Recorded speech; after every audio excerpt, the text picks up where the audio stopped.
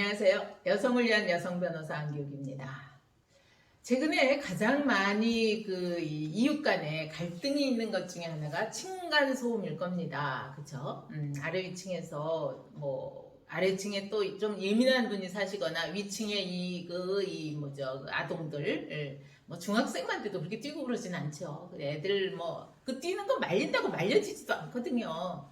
그런데 이렇게 뛰는 것을 이제 항의를 하는데, 항의를 하는 방법이 막 그냥 이렇게 보통 그런 거 있으면 그냥 관리실 사무실에 전화하세요. 직접 싸우지 말고. 근데 이거를 이제 가서 막 항의를 하는 거예요. 항의를 하는 정도가 막 1, 2분에 한 번씩 전화하고 초인종 누르고 그 앞에 와서 시위하고 심지어는 그 앞에 와서 라면도 끓여 드신대요. 왔다 갔다. 그러니까 불안한 거예요. 애들을 아무리 달래도 이게 달래지지가 않는데 그래서 이분이 이제 견디다 못해서 법원에다가 접근금지 가처분 신청을 했습니다. 그러면서 접근금지 가처분만 한 게 아니고요. 거기다가 더해서 우리가 간접강제라고 하는 거 있죠. 한 번 올라와서 그렇게 좀 비상식적인 행동을 했을 때마다 30만 원씩 지급해라 하는 건 냈어요.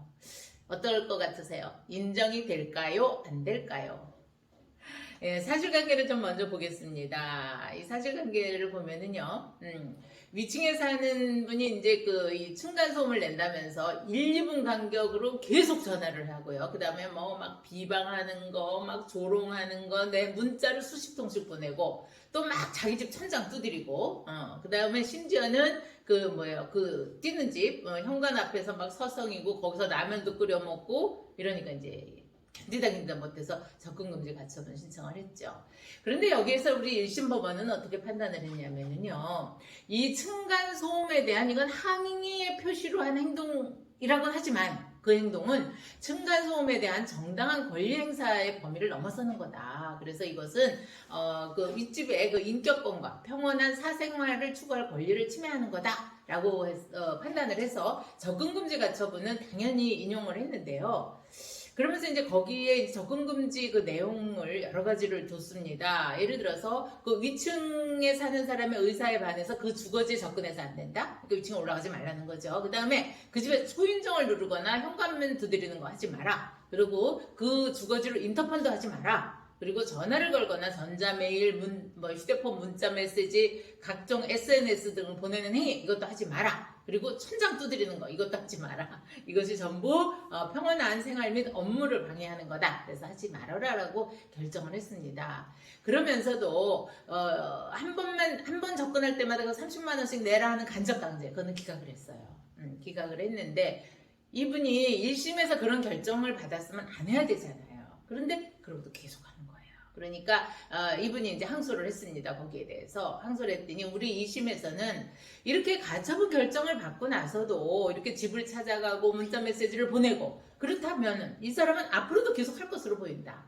그러니까 1심 판단에서는 적응은 하지 말라고 했으니까 이제 안 할 테니 그거를 한 번 할 때마다 간접강제로 30만 원씩 내라 이런 거는 받아들여지질 않았는데 결정이 나고도 계속 하니까 그러니까 우리 항소심에서는 이것까지 또 받아들였습니다. 그래서 아래층 사는 분이 이렇게 금지사항에 위배되는 행위를 반복할 개연성이 충분하다.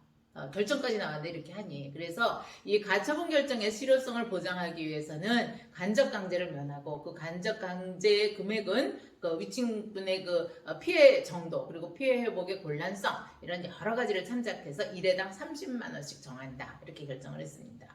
그랬더니 아래층 사는 사람이 이제 대법원에 상고를 했어요.